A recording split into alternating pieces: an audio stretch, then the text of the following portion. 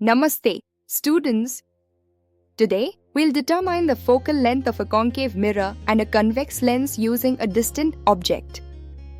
Our aim is to find the focal length of these optical components by obtaining a sharp image of a far-off object.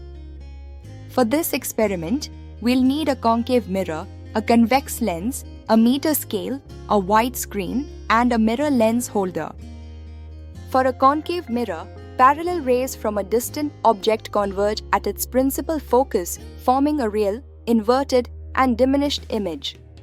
For a concave mirror, parallel rays from a distant object converge at its principal focus, forming a real, inverted, and diminished on the opposite side, creating a real, inverted, and diminished image. Now, for the procedure.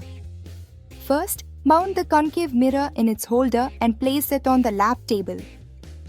Direct the mirror towards a distant object, like a tree or building, ensuring no obstacles block the light path. Place the wide screen in front of the mirror and adjust its position until a sharp, clear image of the distant object is formed on it. Measure the distance between the mirror and the screen. This distance is the focal length of the concave mirror. Repeat this process for the convex lens, mounting it and directing it towards the distant object. Adjust the screen behind the lens until a sharp image is obtained, then measure the distance between the lens and the screen. Record your observations, noting the focal length for both the concave mirror and the convex lens. The measured distance directly gives us the focal length as the object is at infinity. Our result will be the determined focal lengths for the concave mirror and the convex lens expressed in centimeters. For accurate results, ensure the mirror lens is perpendicular to the principal axis and the screen is perfectly vertical.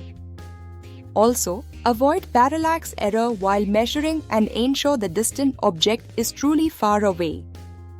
Potential sources of error include inaccurate measurement, an object not truly at infinity, or a dirty mirror lens. In conclusion, this experiment effectively demonstrates how to find the focal length of spherical mirrors and lenses using distant objects.